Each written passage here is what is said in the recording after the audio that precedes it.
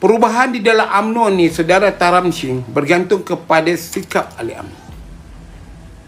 Sikap ahli UMNO. Sikap pemimpin UMNO. Pemimpin UMNO ni, kepentingan diri dia adalah mengatasi kepentingan semua. Dia akan mendahulukan kepentingan diri dia, kemewahan hidup dia. Jadi bagaimana UMNO nak ada perubahan? Kalau saudara Taramsing tengok live dan sebagainya, berapa orang yang boleh bercakap seperti saya, bebas, tidak terikat, melainkan dia sebagai kader parti.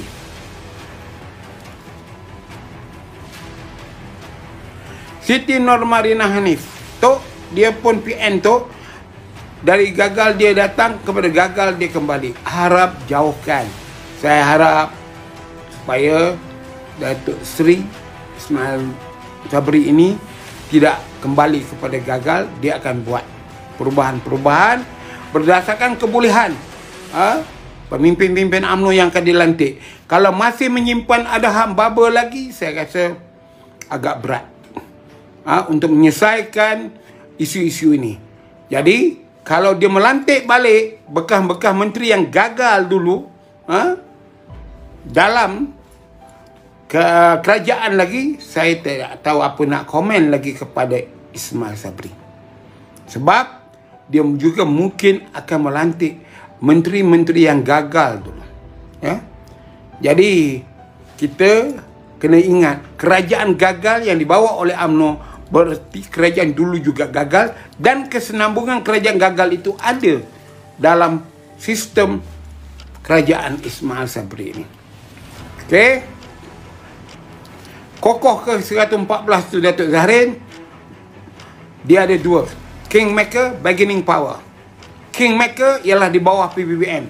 Apa yang dihadapi oleh PBBM akan dihadapi oleh UMNO nanti. Di mana PBBM akan menimbulkan juga masalah kepada UMNO. Bertambah pula dendam kesumat yang tidak berkesudahan oleh Mahidin Yassin.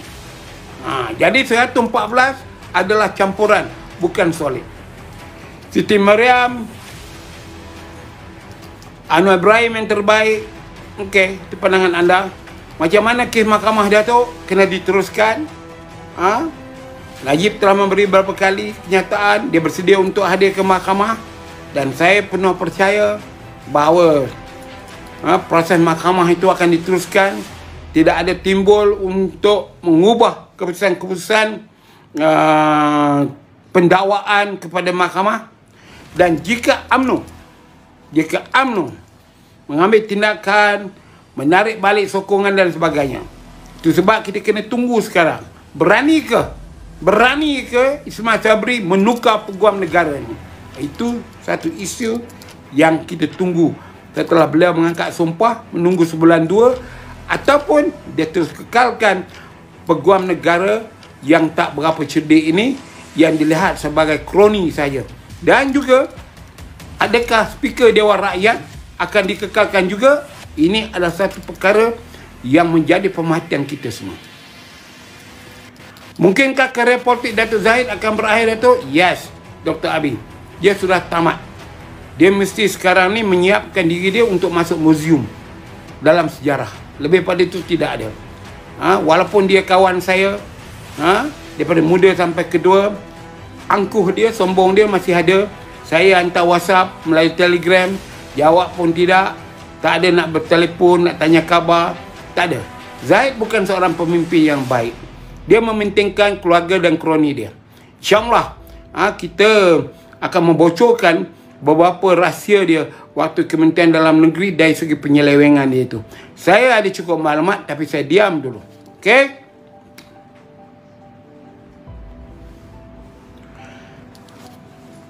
Ken Wong, semalam yes, berdasarkan media sosial memang dia orang berpecah.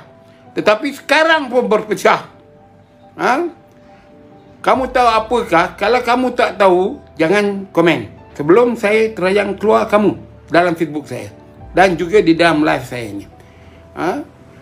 Saya punya andaian sebabnya majlis raja-raja mengambil keputusan itu tidak mahu teori domino berlaku.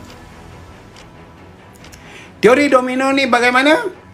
iaitu perpecahan di negeri Johor dan juga di negeri Perak. Dan itu dengan mengekalkan UMNO menjadi Perdana Menteri, dua negeri itu tidak akan terlibat dalam proses peralihan kuasa dan menimbulkan masalah. Itu kena faham. Jadi lepas ni nanti Keng Weng, saya terayang awak keluar daripada Facebook saya.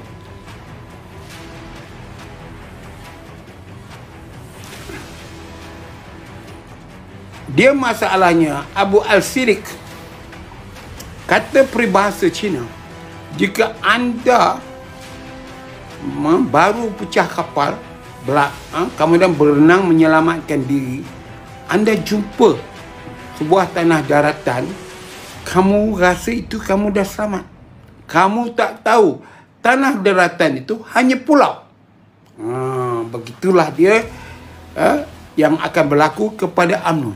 UMNO fikir bahawa dia sudah berjaya dapat jadi Perdana Menteri, tapi dia tidak tahu dia berada sebenarnya di pulau, di sekelilingnya air. Belum tahu lagi dia selamat. Okay? Terima kasih. Telah jelas kini UMNO hanya mementingkan jawatan dan akan dihukum oleh pengundi. Itu terserah kepada kamu kerana hak kamu ada. Boleh ke UMNO berkawan dengan BBM sekarang? Boleh, sebab dah menyokong Ismail Sabri. Okey, Nur Azman Yusof, betul. Saya Muhammad Ifayan, itu serah pada prerogatif Perdana Menteri. Saya rasa tak ada juga jawatan itu. Untuk sementara ini tak perlulah ada timbalan Perdana Menteri. Nah, lepas ni mereka bergasak sama mereka, kita mau melihat. Ya, saya pun mau menjadi penuntung. Itu saya katakan, saudara Muhammad Zahrul, kita dalam UMNO, kalau anda semua orang ahli UMNO, bagi masa bertenang dulu dalam 3 bulan. Okey? Dalam 3 bulan ni 100 hari bertenang dulu. Tengok dulu apa kemajuan yang dibuat oleh Ismail Sabri. Jangan tidak bagi dia peluang. Jadi saya simpulkan balik, dari segi saya dan juga orang UMNO perlu patuh kepada keputusan parti. Datuk Ismail Sabri adalah Naib Presiden UMNO yang diangkat menjadi Perdana Menteri. Satu catatan sejarah yang saya kata tadi, di samping inilah pertama kalinya Perdana Menteri yang lahir zaman merdeka, inilah Perdana Menteri yang dilantik dengan perkenan Tuanku Yang di-Pertuan Agong dengan Majlis Raja-Raja, dan inilah Perdana Menteri yang hanya berjawatan Naib Presiden UMNO. Ini satu hebat. Sejarah UMNO hanya Husin On bertaraf timbalan Presiden dilantik jadi Perdana Menteri. Belum ada lagi dalam sejarah UMNO seorang Naib Presiden boleh memegang jawatan Perdana Menteri. Ini tercatat dalam sejarah. Boleh buat tanya. Sekian, seperti biasa saya katakan, yang baik itu datang dari Allah. Jika agaknya anda tersinggung dan sebagainya, itu saya mohon maaf. Termasuklah saya nak terajang mereka-mereka yang memberikan komen yang mengarut ini. Jadi sekali lagi, bagi pihak UMNO Cawangan Seri Labuan, Parlimen Bandar Tun Razak, selaku saya Ketua UMNO Cawangan, saya ucapkan tahniah kepada sahabat saya yang juga Naib Presiden UMNO, Datuk Seri Ismail Sabri. Untuk makluman tuan-tuan, saya pernah dihubungi pada pukul 1 pagi oleh beliau, dan saya berkata dengan beliau bahawa Datuk Seri jangan letak jawatan, kerana itu prerogatif Perdana Menteri. Biarlah habis tempoh Datuk Seri jadi Perdana Menteri, timbalan pada kerajaan ini jatuh, maka setengah serinya keluar. Jadi kalau tuan-tuan kata dia melawan arus, tidak patuh keputusan parti, saya adalah orang yang memberi nasihat dia, jangan letak jawatan, kerana itu adalah jawatan yang dilantik oleh Perdana Menteri, prerogatif Perdana Menteri. Biar parti ini, itu masa itu di bawah Perikatan Nasional, hilang majoriti dan terputus jawatan timbalan Perdana Menteri. Sekian, terima kasih. Assalamualaikum warahmatullahi wabarakatuh.